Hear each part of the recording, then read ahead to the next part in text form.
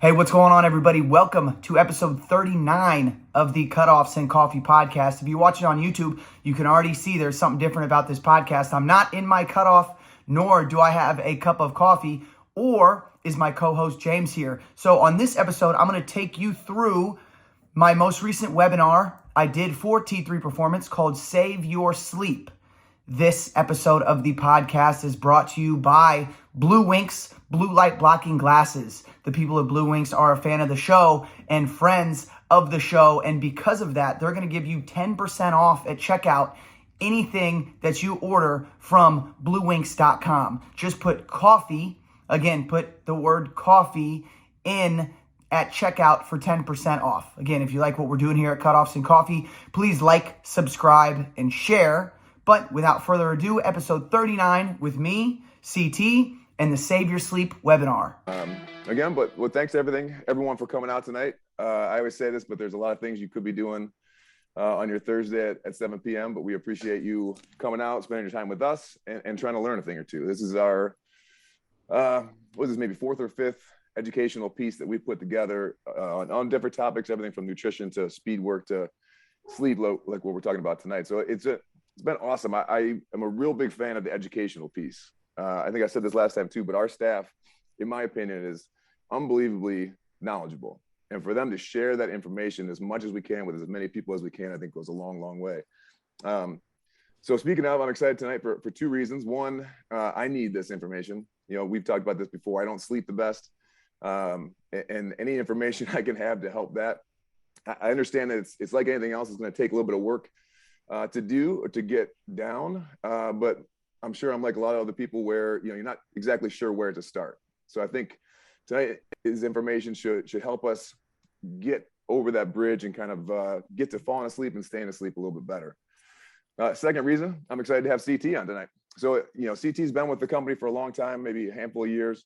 And he's always had that it factor, right? He's always can command a room, take over a team, and deliver a great workout. Really, in the last maybe 3 years or so, he's become our go-to recovery guru. We're talking about any kind of recovery, especially sleep, anything to keep your mind and body performing at a high level. So he's our go-to guy. And it's been fantastic to see him grow in the company. And then again, to get this information out to as many people as we can and try to help as many athletes as we can. So I'm excited tonight, to hear what you had to say, and I'll stop rambling and turn it over to you. No, that was perfect. I appreciate the introduction. Again, just like he said, thank you everybody for coming. Means a lot that you are willing to not only sit in here with us and, pay attention to the conversation about sleep, but also you're here and you understand that it's important, right? And I think it's something that now, because of everything that goes on in the world, we're always trying to go. And we really need to realize that, the one thing that we can't out hack and that we can't spend enough money on, and the one thing that we can't get pills for to help us get better is sleep. And I'll dive into this a bit more. So as I pull up my presentation here to be able to share this, you will see a few things.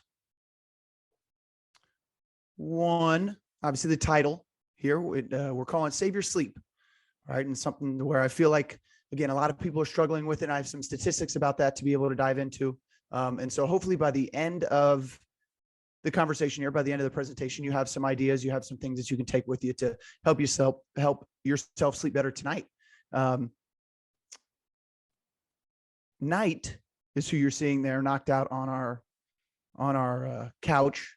It's the only piece of furniture he's allowed on. So I don't want everybody thinking that, our dog's running all over everywhere, but he is, he's also, I should say, not named after not only my favorite part of the day, the night, but he's named after The Dark Knight, the Batman movie. So a little different there, but I figured if we're going to put on a sleep presentation, instead of seeing tons of pictures of me asleep, I think people might enjoy maybe watching this cute puppy sleep throughout the presentation.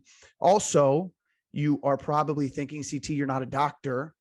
Why are you able to talk us through this information? So my sleep background kind of takes me, not only have I been sleeping for 35 years, but when I turned about 30, I was playing professional football. I was in by my 6th year, 7th year, 8th year, something like that of professional football. And I realized as a 30-year-old that I was going to have to figure out how to compete with these 21, 22, 23-year-olds on the field. And quickly I realized at 30, I was no longer able to recover from practice, from games, from training as well as I was when I was a bit younger. So I tried to figure out what I could do to be able to optimize my performance. And once I started focusing on sleep, I became obsessed with it. I was reading books. I was listening to audiobooks. I was listening to interviews. Even since then, we've interviewed a couple sleep people on our podcast, Cutoffs and Coffee, and just gotten a ton of information. So I find myself having these conversations with athletes daily. And we figured, well, why don't we just put this into a presentation and give everybody the information? Because again, I think it's something that everybody needs to focus on and has plenty of information for everybody to be able to take something from. My first year of really diving deep into sleep and recovery, it was the first year that I had an apartment to myself when I was playing football. So it was no longer were we staying up playing video games or watching movies. I could finally decide when I went to bed, how well I slept, and I started to figure out what I needed to do, kind of the setting I needed to put myself in to be able to give myself the best sleep. So first thing I bought was blackout curtains. Next thing I did was turn my temperature down to about 60 degrees. And a few weeks later, I had my family come out and visit. And I remember not only did we sleep till about 9 or 10 in the morning because of the blackout curtains, but I think I also froze them almost to death having the temperature at 60 degrees. So that may seem a little chilly for some of us. It was for them. But we'll talk about kind of what's ideal for everybody. So here we go. Without further ado, Save Your Sleep. Again, kind of hosted by me, but presented by our boy Knight. All right. So just an overview. What are we going to cover? What are we going to cover here in the next half hour or so? So why we sleep, how to sleep, and how to hack your sleep. The word hack has kind of gotten popular in the last few years. And it basically comes from the idea that you can add things or subtract things from your daily life, from your daily routines to be able to better help yourself, whether it be in this scenario, sleep, or you can hack what you eat and when you eat by fasting. You can hack other things, right? So this is going to give us we're going to kind of wrap up with this as giving you information of how we can take things, how we can buy things, how we can use technology to be able to help us sleep better. Some of the extra things we're going to cover are blue light, the effects of blue light, the positive and the negative effects of blue light. We're also going to talk about caffeine use. We're going to talk about a couple of negative side effects and also performance deterioration, because ultimately for our athletes listening, they want to be able to optimally perform, and with bad sleep, we're not going to be able to perform optimally. And you will see all the statistics kind of as we move forward through that. So here's a quick quote that I got from Why We Sleep by Dr. Matthew Walker, who's basically the leading sleep researcher in the world right now. So he says this: scientists have discovered a revolutionary new treatment that helps you live longer. It enhances your memory and makes you more creative. It makes you look more attractive. It keeps you slim and lowers food cravings. It protects you from cancer and dementia. It wards off colds and the flu. It lowers your risk of heart attacks, stroke, and diabetes. You'll even feel happier, less depressed, and less anxious. Are you interested? And obviously we don't need a response to this. And what he is talking about is sleep. And so again, like we talked about a little bit ago, in this day and age, we want to try to figure out what pills we can take, how we can get good sleep, but in shorter amount of times. How much money can I pay to be able to get good sleep? And what we found out over years and years and years of evolution is that sleep is the one thing that we haven't been able to figure out how to get less of to still get performance and longevity benefits from. So that tells us just how important sleep is. There are other things. You can make money fast, right? You can get followers on social media fast. But the one thing that we haven't figured out how to do is to be able to sleep fast and still get all the benefits. All right. So why do we sleep, right? What happens when we sleep? And then we're going to start getting a little nerdy here. Okay. So again, I think we've all heard, 8 hours of sleep, keep it dark, and all this kind of stuff. But we're going to get a little bit into the weeds and talk about why we actually sleep and what happens when we do sleep. Another quote here: it's not the third pillar of good health alongside diet and exercise. It's the foundation on which those two other things sit, right? So a lot of us out there are really dialed in with our diet, Some of us are really dialed in with our exercise, but then we kind of lose all of that by not focusing on and prioritizing sleep. So let's figure out how and why we need to prioritize sleep. And again, on this next slide, we'll see what happens to our body when we don't get much sleep and why we're not able to out exercise or out diet bad sleep. Okay. So what happens when we sleep? All right. In our mind, we just go to sleep. We wake up maybe once, twice throughout the night, sometimes earlier, sometimes later, might go to the bathroom, get a drink of water, go back to sleep, right? But what is the reason for all this? Okay. So REM sleep is what happens after light sleep. Basically, we're getting ready to go to sleep. We get into light sleep. That's where we can kind of still hear things. We can feel things around us. We know what's going on. REM sleep is, as we all know, rapid eye movement sleep. Okay. And what happens in the REM sleep stage? Well, this is where memory processing happens, right? So we process experiences into memories and help consolidate learned skills. Okay. So REM sleep is necessary. Without REM sleep, we're not able to learn. We're not able to remember experiences from the past. We're not able to build experiences that we've had recently to be able to call back on days, weeks, months in advance. Usually REM sleep happens a little later in our sleep cycle. Let's say we're sleeping for 8 hours. Most of our REM will be done in the back half of our sleep. That's where we start to dream. That's where we start to remember some of our dreams if we wake up towards one of the end of our REM cycle.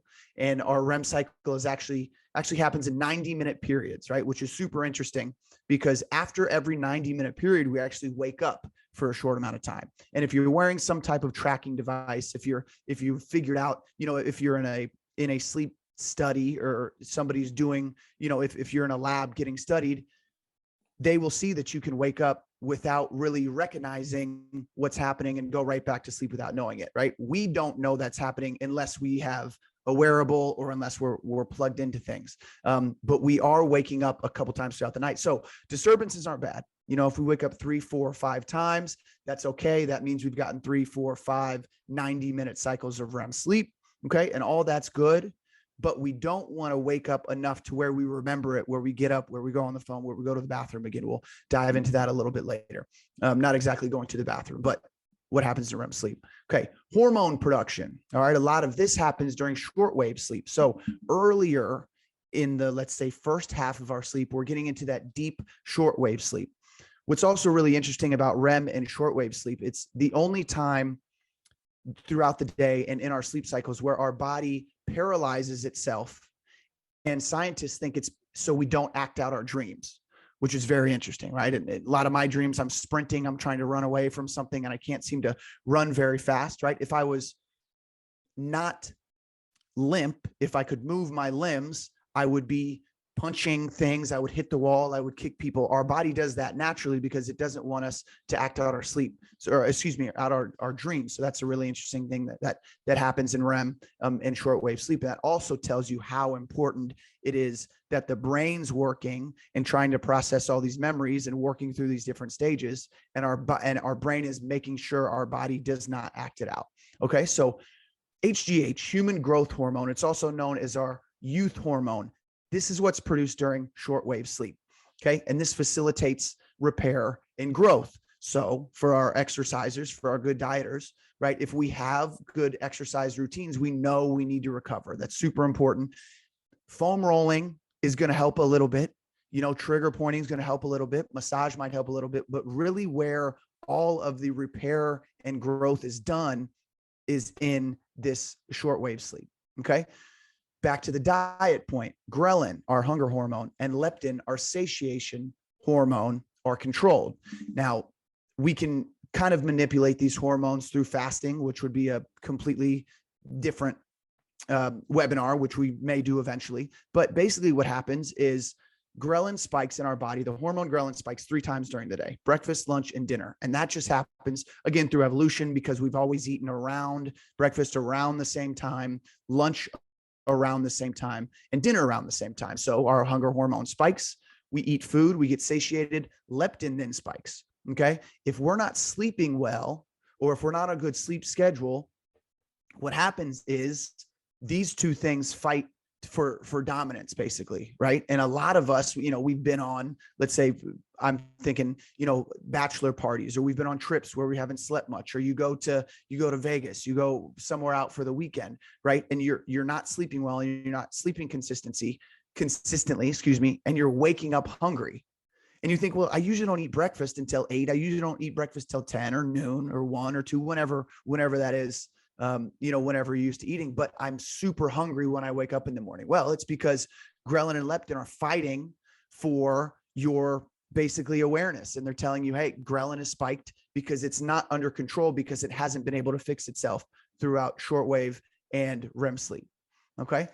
Autophagy also occurs in shortwave sleep, which is super interesting. Again, also happens with fasting, but autophagy stands for auto, being self, phagy meaning eat. So what happens is our cells literally eat each other. So our good cells recognize the bad cells, and they eat up the bad cells during shortwave sleep. So it seems kind of like a wild idea. Like, why would this happen? Our body is meant to heal itself, right? We sleep, we heal. Our body fights as hard as it can to stay alive, because that's what it's meant to do, is to keep us alive.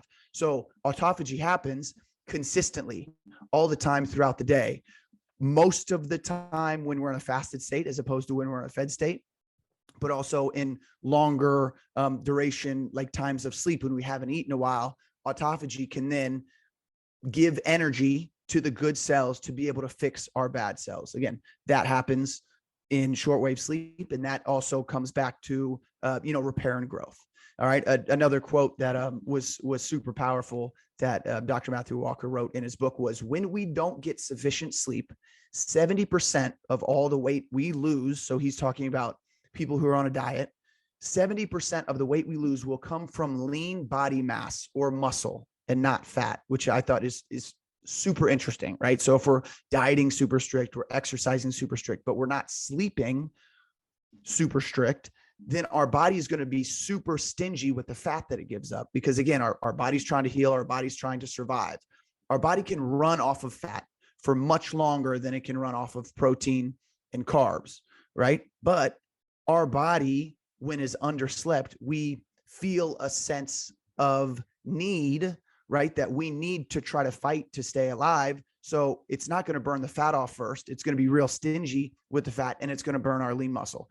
Anybody who's trying to gain any muscle, anybody who's into training or into fitness understands that eating muscle is not what we want. We want our body to eat the fat. But again, if we're sleeping poorly, our body will eat lean muscle before it eats fat. Okay. What else happens? Our immune system strengthens. Okay. So we've all been there where we've been sick and we feel like we have just slept all day, right? It's not because we're lazy. It's because we don't feel like doing much. We don't really feel like eating, right? And we feel like just laying around because we need the energy and we need our immune system to build itself up. Well, that is because of this. So during sleep, our immune system releases proteins called cytokines, some of which help promote sleep. Certain cytokines need to increase when you have infection or inflammation, or when you're under stress, right? So sleep deprivation may decrease productions of these cytokines. Again, that's why our body produces these cytokines when we're sick, because we need, again, we're trying to stay healthy. We're trying to live.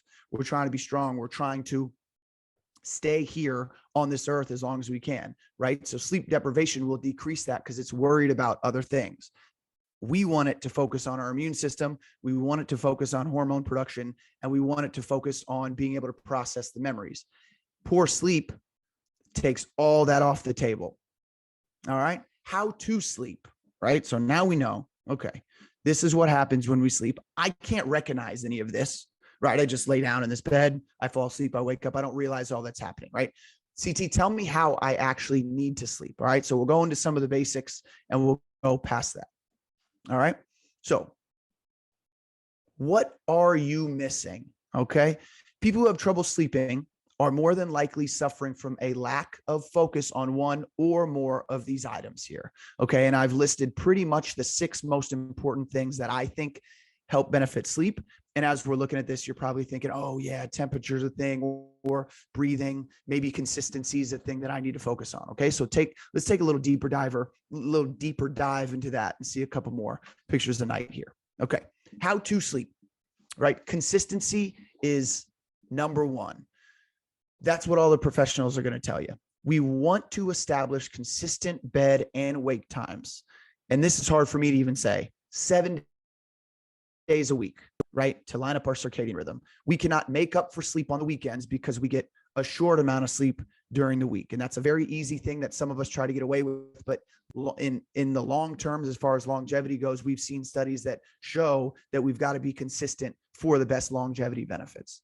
Okay. So this means if we're waking up to go to work at 6 or at 7, or if you're Eric and you're waking up to go into the gym at 4:45 in the morning, you've got to do it every day of the week to get your body's circadian rhythm lined up. If you think back to, the old days, right, where people would wake with the sun and then go to sleep with the sun when the sun went down, that's what they were doing. They were basing their days off of their circadian rhythm. Okay. Studies have been shown with all mammals, whether mammals, they're mammals in the water, whether they're mammals on land, or even mammals who are in caves and don't see light, they all actually work off of a 24-hour circadian rhythm, which is fascinating. So we want to do the best we can to be able to line up our sleep with our circadian rhythm. Okay. So again, establishing good bed wake times. I was not very good at that until night came into our lives. And then now I have to wake up at the same time to let him out, and we go to bed around the same time. So he was a blessing for many reasons, but I think also to help with our circadian rhythms. Temperature. This is another huge one. And that's why you see him laying in the snow here. 60 to 67 degrees is ideal temperature to sleep in, which seems like it's probably freezing for some of us. Okay. Some of us like that 70, 72, 75 degree area. Well, our core body temperature for us to be able to get into REM sleep and deep sleep has to drop 3 degrees.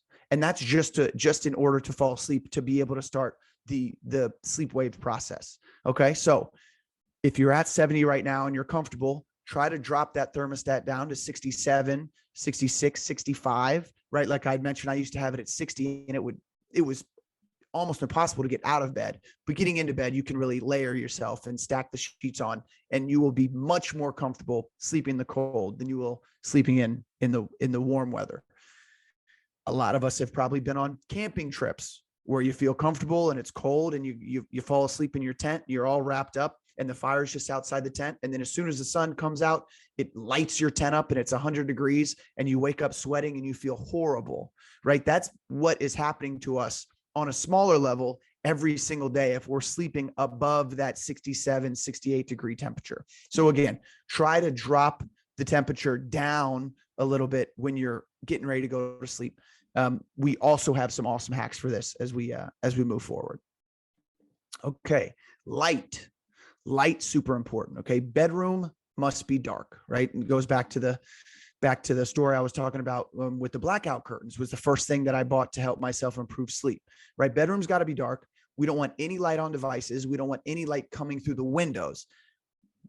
Again, years and years and years ago, it was easy. We didn't have lights that were out on the street. We didn't have our neighbor's light that was turned right into your bedroom, shining in there. That's supposed to light up their back porch, but it just happens to be lighting up your bedroom. That is not at all a very specific reference to our neighbor. Light's got to be super dark. Okay. Again, got a couple of things to show you how to be able to work yourself around that. To set your circadian rhythm, best case scenario is we get light exposure within 10 minutes of waking up, right? So, okay, you're saying it has to be dark. It also has to be light. How does that work out? I'll get into that here in a little bit.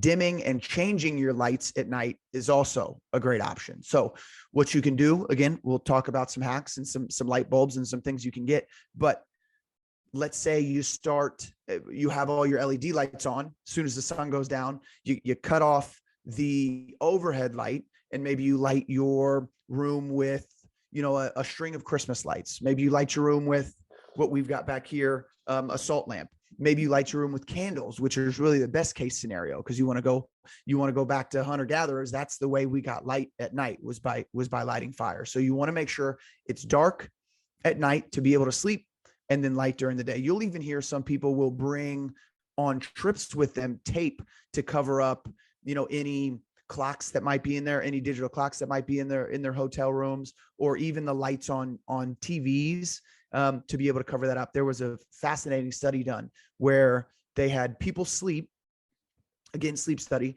And what they did was they took a light that was about the size of a quarter and they shined it on the back of half the individual's legs when they were sleeping. Well, after the 7-day study, they found out that just that tiny little light on the back of the individual's leg kept them out of shortwave sleep for that entire week. Right. And you think, okay, how does that happen? It's not in my eyes. Well, we also have basically our cells that are all around our body and on our skin read light and take energy from light. So even light on the back of our leg is keeping us out of some of these deeper waves of sleep. Okay. So we'll show you a couple of different hacks we can use for the eyes. And then as long as you have basically your covers up to your neck, most of your skin and definitely your eyelids are covered. And that's going to be key to have a good night of sleep. Breathing is another thing we don't think about a lot. Nasal breathing will keep the body parasympathetic in our rest and digest state. Okay. Mouth breathing keeps our body into fight or flight mode. Again, talking to people who work out and exercise on here, right? We all know that when a workout gets hard, or if we're playing tennis and we're running around, we start to take deep breaths to try to catch our breathing up and try to recover by taking deep mouth breaths. Mouth breathing is fine when we are in that sympathetic autonomic nervous system. When we are trying to rest and digest, we cannot be breathing through our mouth, because that is not letting us get relaxed. Any meditation you do, any type of box breathing, any time you look for information about breathing to fully relax your body, the professionals will mention that you're going to want to breathe through your nose. Again, that gets tough sometimes, right? Sometimes we'll wake up, if our mouth is dry, then we'll recognize that we were sleeping through our mouth. Even if we try to keep our mouth shut when we sleep, sometimes we'll wake up and our mouth will be open, right? So there are a couple of different options, some things we can do. There's a thing called mouth tape that actually people will tape over their mouth so they can't breathe through the mouth throughout the night. I wouldn't suggest doing that if you're having any sinus issues, or maybe, you're recovering from some sickness. Probably not the best idea. But again, try to be intentional and focus on when you're getting ready to sleep, try to keep your mouth shut and breathe only through your nose. Comfort. All right. Comfort. This is an interesting one. So clean sheets are great. Everybody knows you wash your sheets, you throw them on there. That night of sleep is usually excellent, right? Best case scenario, we're washing our sheets and changing our sheets every day. Maybe that comes with a part of your sleep routine. It's not something that I do or that I'm able to do, but best case scenario, we're cleaning our sheets often. Disturbances is a tough thing, right? And we're talking either your partner or your pet. Those are two things that could be causing us disturbances. You see Knight here, in his crate, obviously was not sleeping very well. There's probably a little bit of a mess there, which he created, right? But he's not going to be able to sleep as well in that setting as he is if everything was covered and everything was figured out where it was nice and relaxing and it wasn't messy, right? Another interesting thing to think about is, again, we said, how do you actually sleep? So if you lay on your back, you are more prone to open your mouth, right? Which leads to sleep apnea and snoring.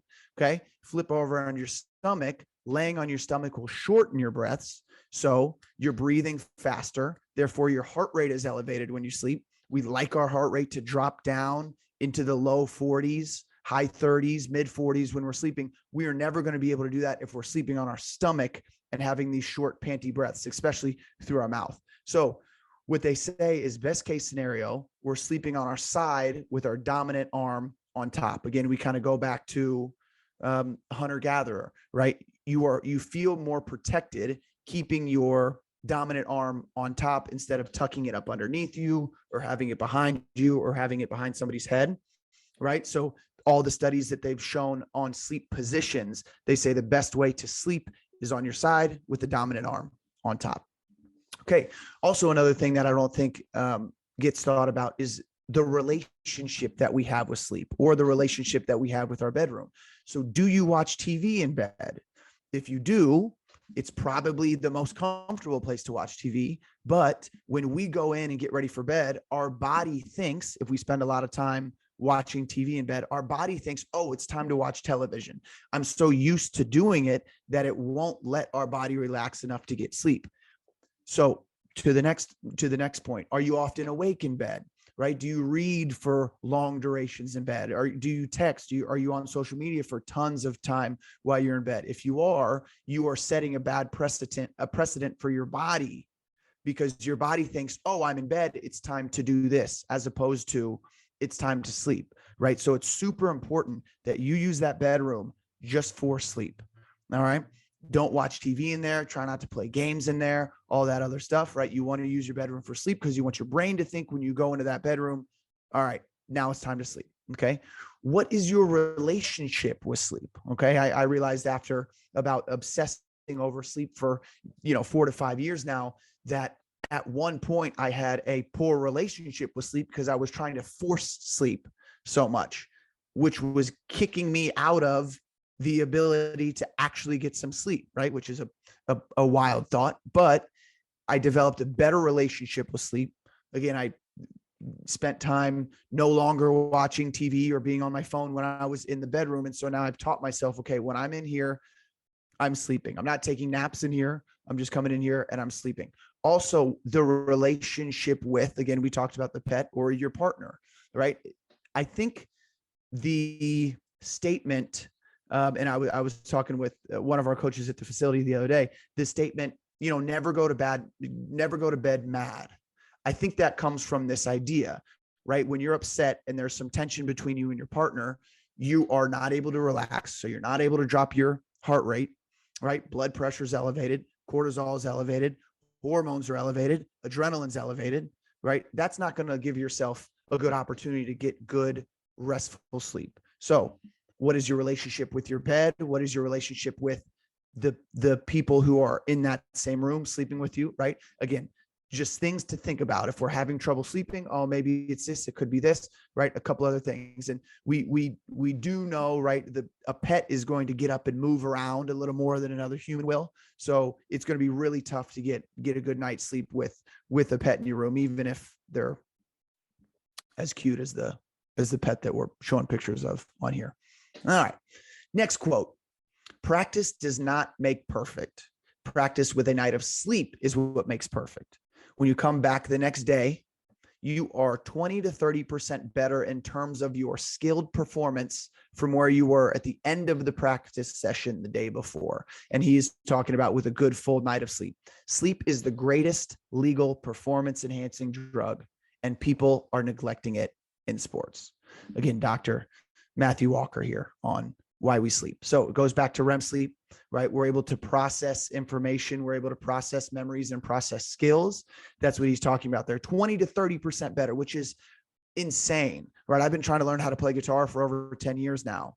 Maybe I'm not as good because I haven't been practicing and then getting a good night of sleep and then coming back and practicing a little more. So maybe that's the next step for me to try to get a little better at that.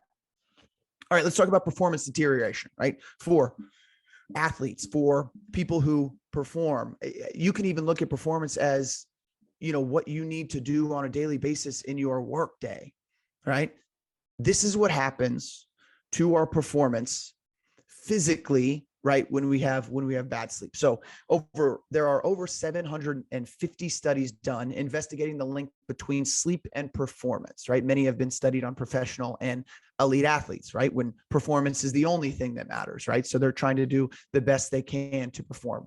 Chronic lack of sleep throughout the season predicts a massively higher risk of injury. I've seen up to 60% even as a number that puts athletes who sleep 7 to 8 hours, up to 9 hours, and athletes who sleep less than 6 hours. I've seen up to 60% over an entire season of injuries, right? So unfortunately what happens now, and something that I have conversations with being a strength coach and being a collegiate strength coach, is athletes will get hurt. They will then go to the AT. They will then come to me. ATs will say, hey, but what are you guys doing in the weight room? What's it look like? Is something happening where the athlete's getting hurt? And we look at these statistics And it's probably not we're doing something wrong. It's probably not the coaches are doing something wrong. It's probably a lot of these athletes are not getting the recommended amount of sleep. So some statistics that come with that. Time to physical exhaustion drops by 30%. 30% is huge when it comes to performance, right? You look at some of these top level athletes who their entire life is based around performance. If they have one bad night of sleep and drop physical exhaustion, drops the time to physical exhaustion, drops by 30%, that's going to be really tough for them, right? Aerobic output is significantly reduced, right? We talk about the anaerobic output being how much we can perform short, basically like fast bursts of energy. Aerobic is longer duration performance, right? And this goes back to time to physical exhaustion drops, therefore our aerobic output drops significantly. Limb extension drops, vertical jump height is decreased, max strength is decreased, right? All things that we need to be able to perform. Again, whether it be golf on a Saturday, with the group of buddies you've been golfing with for 40 years, or whether it's playing in a NBA basketball game, right? One bad night of sleep, less than 6 hours. These things have shown to decrease. And finally, reduction in amount of air the lungs can hold, right? Again, would be pretty tough to be a swimmer, right? If the reduction of the amount of air that you can hold is completely decreased after one night, you're going to have a tough time performing. All right, this next one, caffeine, right? So let's drop into some of these extras that we talked about, right? We know what happens when we sleep. We now know how to sleep. We know, to hopefully breathe through our nose, sleep on our side with our dominant arm up top. All right, what happens with caffeine here? So caffeine spikes cortisol, right? I mentioned cortisol earlier. Cortisol is known as our stress hormone. Cortisol gets bad rap right now because things are so stressful, but cortisol is actually good for us. Cortisol is what wakes us up in the morning. So we will have elevated levels of cortisol in the morning so we can get up and we can perform. In an ideal world, cortisol drops throughout the day, so there's less cortisol at night, right? And we can feel a little better and go to sleep. So our body produces adrenaline in response to this stress that is caused by the caffeine, which could lead to anxiousness. I'm sure many of us have done it. We're used to drinking hot coffees or iced coffees, and we get a nitro cold brew and that lights us up because that's like 300 plus milligrams of caffeine, right? You feel a little anxious. You feel a little on edge. Not super easy to go to sleep if we feel on edge. Increased heart rate and increased resting heart rate, right? We talked a little bit earlier, upper 30s, lower to mid 40s is a great place to have a resting heart rate. If your if your resting heart rate when you sleep is 60, 70, 80, that's basically like your body is performing exercise throughout the night. Again, very tough to be able to get into those deeper waves of sleep if our heart rate is elevated so much it's like we're exercising. Okay, something to think about here as far as caffeine timing goes. Caffeine has a half-life of anywhere between 6 to 8 hours, right? So what that says is, let's say I have 100 milligrams of caffeine at noon, right? By, we'll say 6 o'clock, I will still have 50 milligrams of caffeine in my body, right? So some of us will have an espresso in the early afternoon. I know it's a big thing in the performance industry, in the strength industry, to have a coffee at 5 or 6 at night, right? But we have to understand, if I'm drinking 300 milligrams of caffeine at 7 or 8 o'clock at night, right, I'm still going to have all that caffeine pumping through my veins in my body when I'm trying to get into those deeper waves of sleep at 3, 4, 5 in the morning, right? And that is why caffeine will kick you out of and keep you out of REM sleep and shortwave sleep. All right. Did a video on this a couple of weeks ago, but caffeine blocks adenosine receptors, again, which is a little nerdy, but adenosine is a sleep promoting chemical that is produced in the brain during waking hours, right? And it builds up the longer we're awake. So the more adenosine we have, the more tired we become. And what's interesting about caffeine and adenosine is they fight for the same receptors in our brain, right? So if we have if we have caffeine first thing in the morning, we don't let that adenosine build up. That's where the caffeine crash comes in the early afternoon. That's what then forces us to have more caffeine. Then we get in that negative feedback loop, always feeding ourselves that caffeine and not letting the adenosine build up. So again, another thing to think about when it comes to caffeine use.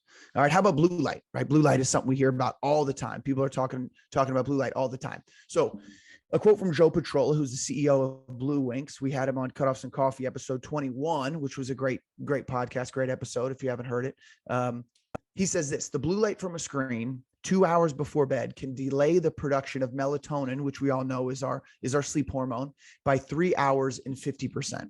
That's a perfect way to get the start of onset insomnia. I've also heard it for every half hour that we're looking at our phone before bed, it delays melatonin an hour. So that's another good way to look at it.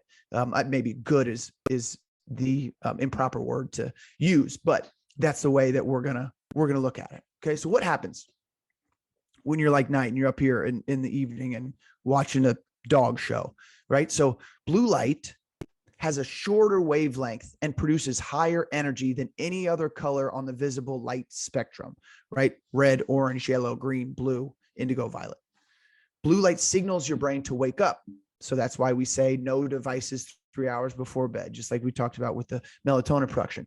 Natural blue light from the sun is great in the morning, right? Because sunrises, again, we've talked about, giving your body the energy from the light, go out in the sun the first 10 minutes, kind of set that circadian rhythm. That's a great thing to have. But when the sun goes down, we don't want any more of that blue light.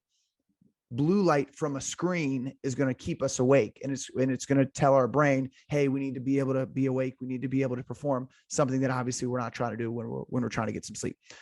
Another interesting comment about blue light, that it affects kids more than adults. Their eyes can't filter it as well as we can. So too much screen time, and this is scary, has been shown to raise obesity, nearsightedness, and attention focus issues. And this is just from younger kids being on screens in the evening. Blue light from electronics is linked also to blurry vision, eye strain, dry eye, cataracts, and of course, because of all of this, insomnia. And then finally, and the last point here, depression, suicide, and insomnia are at all-time highs. It says get off social media at night. I've got a different thought about that. Maybe get off social media in general to help all that. But again, that's a whole other presentation. So just to understand that blue light has a ton of effect on what's going on in our brain, that we're receiving this energy through our eyes. And the later that we're on our screens, the worse it is for our sleep. All right, a couple of scary side effects.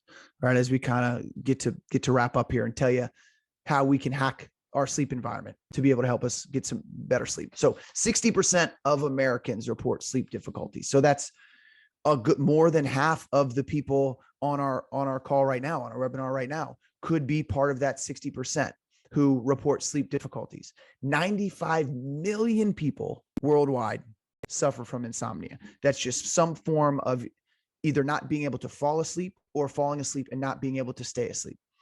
Adults 45 years and over who sleep 6 hours a night, and again, that was the same number we used for performance, are 200% more likely to have a heart attack or a stroke in their lifetime as compared to adults who sleep 7 to 8 hours a night. And again, this isn't meant to scare anybody. This is just to bring the facts right here to the screen so we can read them and see that it is something we need to focus on. And again, the heart attack and the stroke, it comes from, like we talked about, the elevated heart rate. It makes the connection between the cortisol and all of the stress hormones that happen when we stay up and we don't get great restorative nights of sleep. Okay, so one of the things that I'm the most interested in, right, is how can you hack your sleep? Okay, and I stopped counting at about 2,000, and so I've spent a ton of money on ways to hack and track my sleep. But just like tattoos, you never want to know how much money you've spent on all your tattoos. I don't want to know how much money I've spent on trying to hack my sleep, but at least I know that the tattoos are going to be good in the long run. And I know the sleep's going to be good in the long run. So temperature, how can we hack our temperature? Again, we talked about lowering AC. We can also do some cold exposure, right? So I'm not saying you have to sit in a cold tub. Some of us are good for that. Some of us are not, but just the last 10, 15 seconds in the shower we take at night, we can turn that down a little bit, right? To cool us off, help us kind of slide into bed a little easier. Chili pad this is one of those things for people who are really into figuring out sleep here. Okay. And this is a device that plugs in.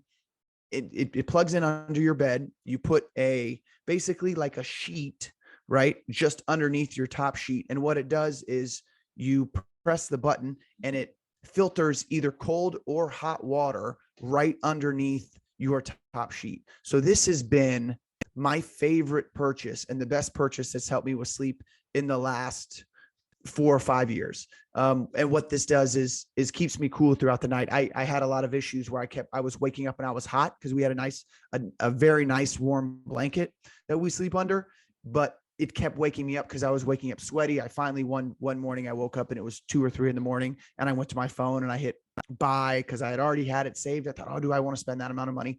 Again, it's pretty expensive, anywhere between $800 to $1,200, depending on the size of the chili pad you're trying to get. But again, I figure if I'm spending so much time in bed and I'm super focused on sleep for recovery and performance, I might as well spend the money. So that is called the chili pad. And that's, again, one of my favorite purchases I've made. Light, we talked about a little bit. Blackout curtains here, right? They range anywhere from $18 to $40, again, depending on the size you get. And again, super beneficial, super helpful to help black out your entire sleep space, right? And then it's just as easy enough to open that when the sun comes up.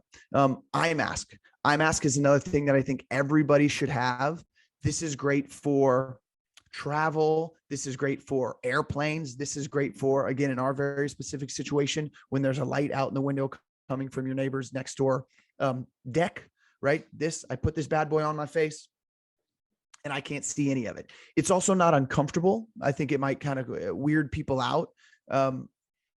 Not like people are coming in your room as you're sleeping, but it might weird people out to actually wear it on their face. After a day or two, I adapted to it and had no problem. Now I actually feel uncomfortable if I don't have it. Again, it's great when you travel. If you go to a hotel, you don't know what the light situation is going to be. This is perfect for it. If you're on long bus rides with teams, again, perfect opportunity to use that.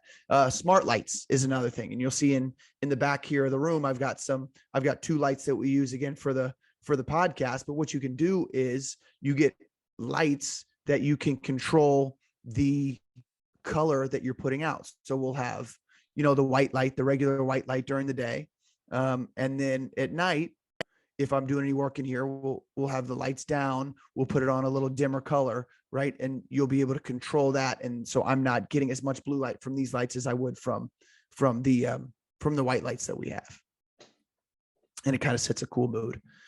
So these are anywhere, again, $15 to $30, depending on how good you want to get them. You can get some that basically you clap and they change colors. You can get some where, you tell Alexa to turn it off or tell Alexa, put it in night mode and it'll set them up. But these are just cheap ones from, I think Walmart maybe cost me $10 a piece. And now I'm able to change the lighting based on the time of day. Noise.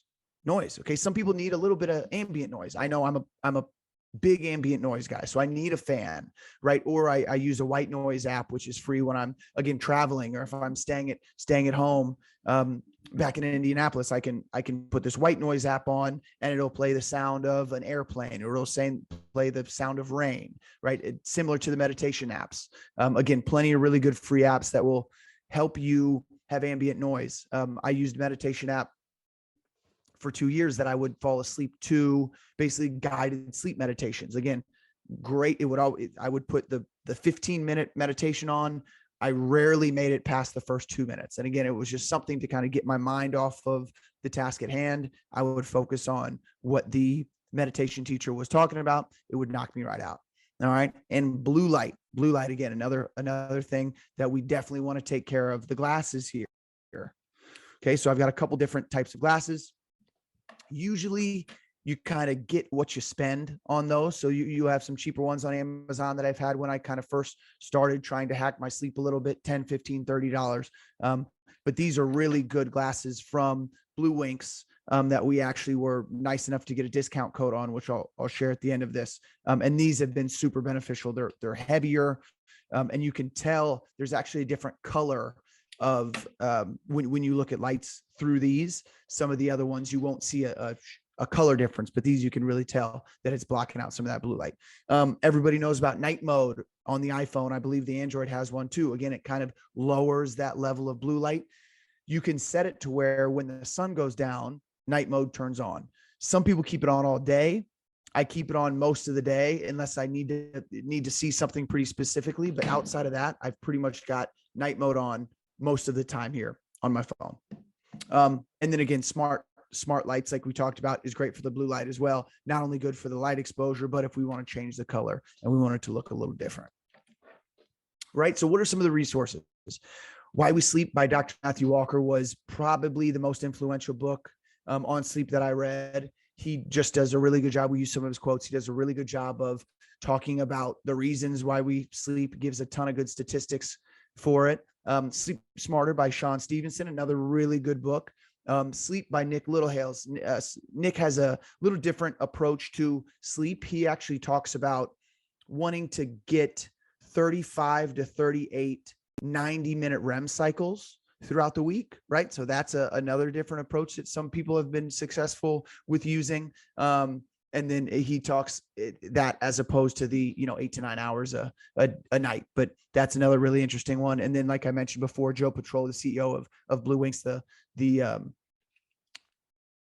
glasses company, the blue light glasses company. We had a podcast with him, episode 21. And that was again, another good one that I used a lot of information from that to talk here. He does have a discount code for us. Use discount code coffee, which is somewhat ironic, for 10% off of any of the blue light glasses on there. And that's super cool. They're a fan of T3 Performance. They're a fan of the podcast. So we appreciate kind of helping them out.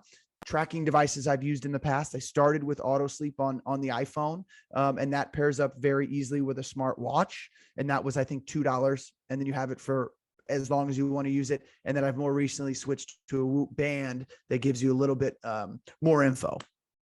But those are both great places to kind of start if you want to start tracking your sleep. And I'll say, even without spending any money, another really good thing to do, and I've had a lot of our athletes that we've worked with do this, is basically when they wake up, they give themselves a scale 0 to 10, how they feel. I will have them, again, subjective scale, wake up, feel pretty good. Let's give it an 8.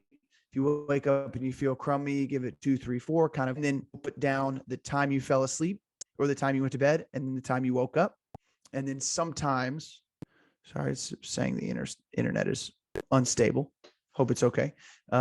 Hopefully you do it long enough to where you figure out a good, consistent routine that you can get yourself waking up and feeling a 7, 8, or 9 every single day. But again, that's something we won't know unless we're intentional about doing it.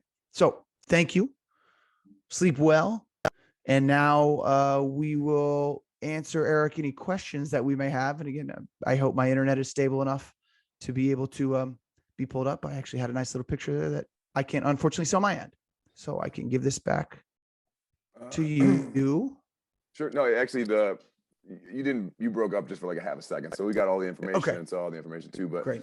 And same. So we'll have a little bit of time for some Q&A. I do want to be respectful of everybody's time. But one thing I do want to say too is, every conversation that we've had about recovery, about sleep, and it's obvious from what you were talking about tonight, is that you've done the research and you've done the articles and the books and all this kind of stuff. But the thing that I appreciate more, and I think is paramount and most important to most athletes, is the things that you were talking about are like first person experiences.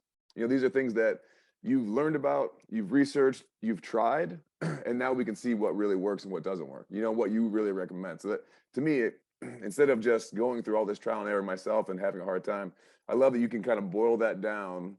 Give us the most important, the most impactful things that have worked for you, and then we can kind of digest and apply that to our own lives. So yeah, that was fantastic, man. Thank you very much.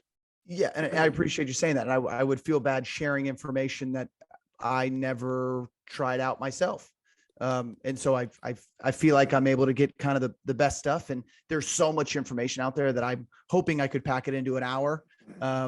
And just to be able to help. And again, the goal is just to try to give everybody 1 or 2 things that they can try to do tonight to help them sleep a little better.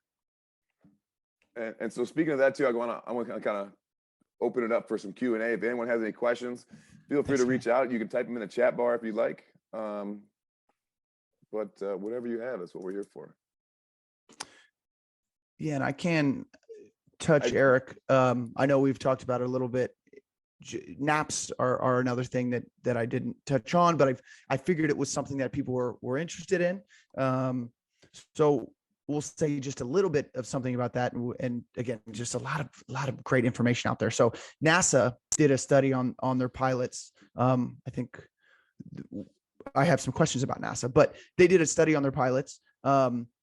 Where they tested them all with 26-minute naps. And what they found was 26-minute naps, and it was that specific number, 26 minutes, improved their performance and subjective alertness by 30%, which is cool. So some people feel bad about napping in the afternoon, but performance is increased by that.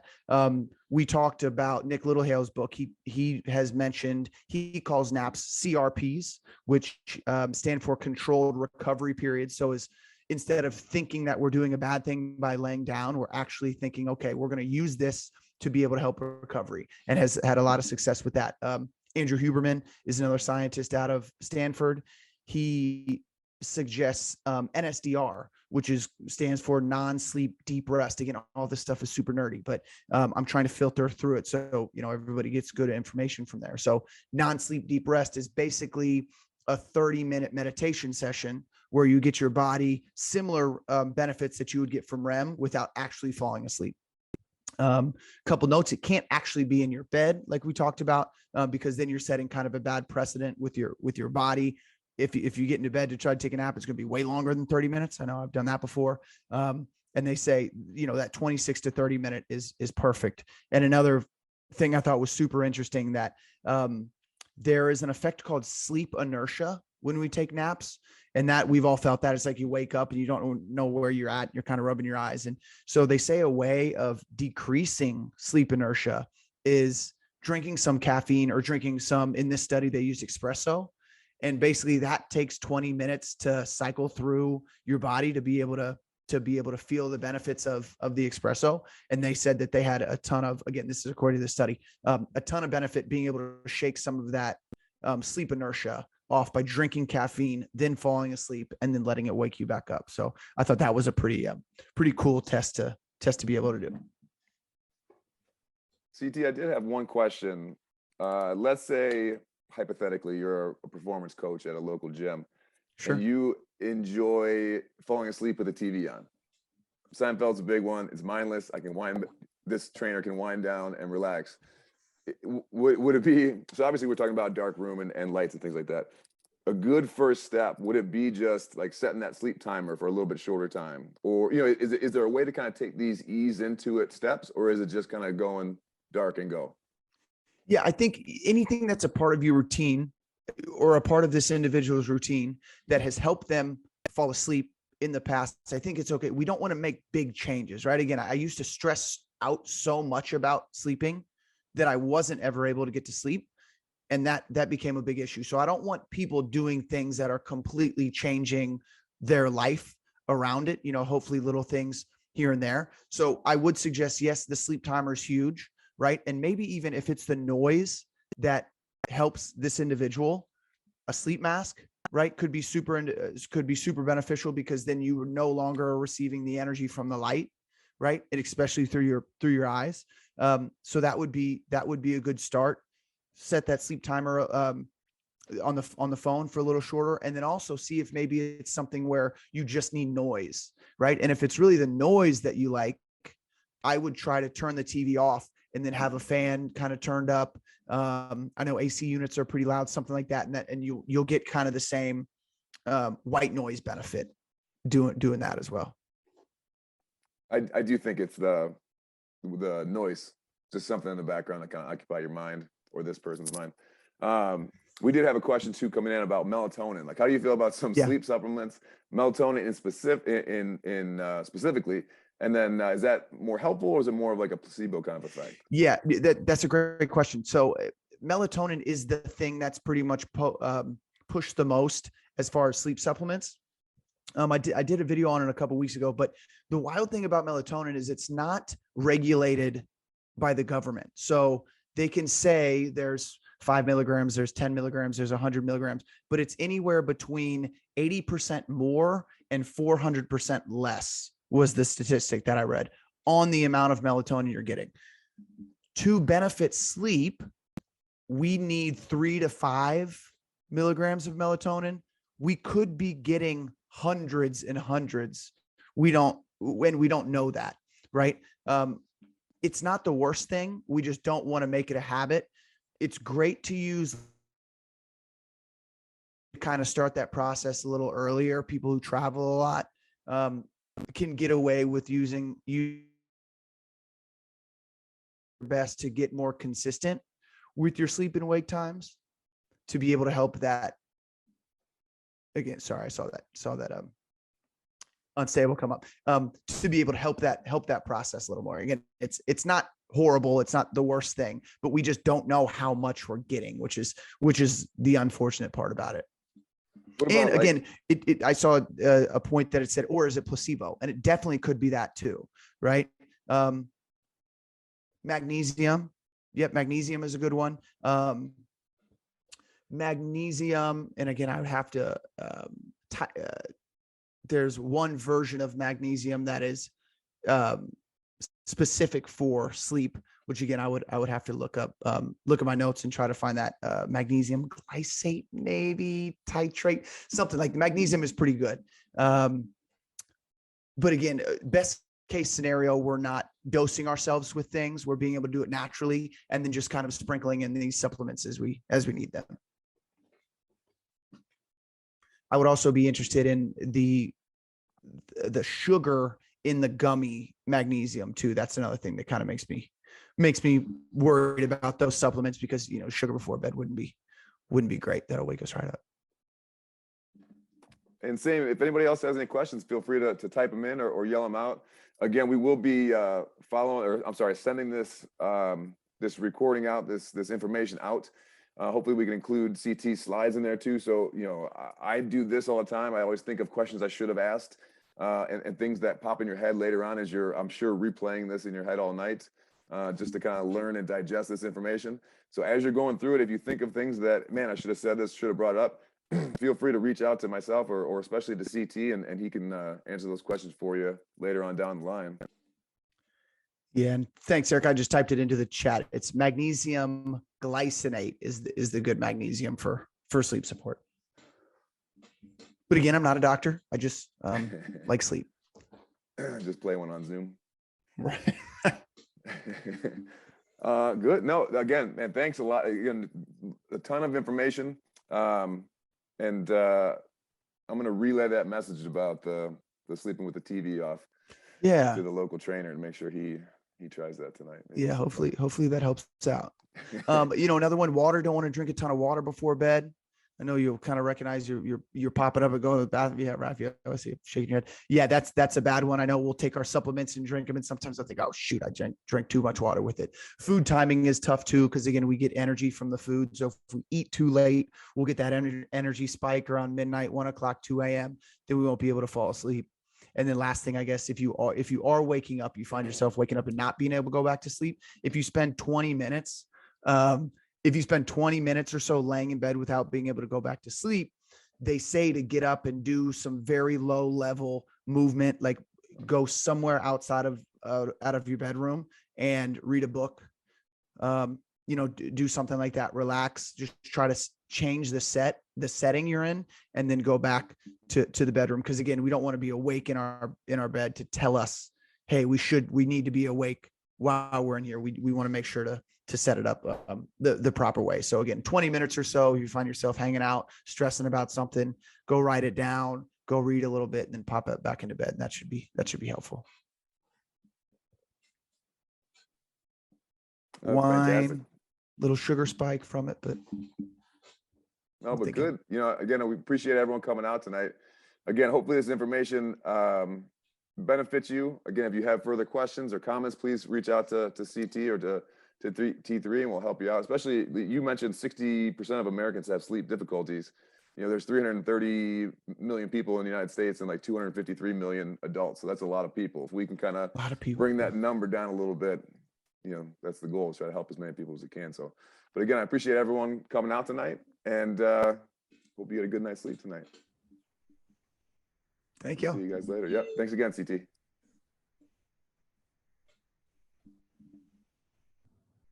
Bye, Em. Thanks, everybody. Thank. All right. Eric, need anything from me? No. Mom, Did do you need anything stop? from me? No, you're here. Well Did you done. stop? Okay, thank you. Dad was listening between naps. Sure. Controlled recovery times. That's right. There he is. No, Eric, these are parents, by the way. How you guys doing? Nice to meet you both. I think you guys Virtually, but have- I thought that was a graduate level presentation. I agree. well, thank you. Yeah. I had to run off at the end. Did you happen to mention alcohol? I did not. I wasn't super sure of the demographic of everybody who's going to hear it, Yeah. but yeah, it's more I might actually go have a drink right now. But no, it's the problem is it's a sedative, Exactly. right? So it basically is like I've heard he talks about it in the book that it's like getting hit over the head with a baseball bat. Mm-hmm. So you're not really getting good sleep, but you're knocked out. So that's the interesting thing about alcohol. People use it to promote sleep, but it just puts you to sleep. It does, unfortunately. Not that we partake in a lot of Right. I mean, yeah, people talk. none of us, right? Like we're not People talk whiskey about guys. needing that's for their you. wine or needing their beer, and I think Yeah. it's more problems than good. Mhm. But Yeah. Well, I hope everybody enjoyed it. Well I think done. so. Yeah, I thought Thank it you. was awesome. I thought you had a lot of good information in there. Good. Yeah, and I hope it was easily enough digestible. Yeah. No, I think you structured it well from the whys, what we're doing, why we're here in the first place, how this is going to benefit you, and then how Yeah. to apply that. So I think that's awesome. Yeah, no, nice job. Great. Cool. Great. Awesome. I think you really understand your audience. That's the important thing. I agree. Thank you. Absolutely. Thank you. Yeah, I think that's important. Mhm. All right. Well, Pop and I'll leave. Thank All right. you. Love you. Love Bye. y'all. Thanks for watching. Happy birthday, Mom. Thank you. Happy birthday. I'm going to stop the recording.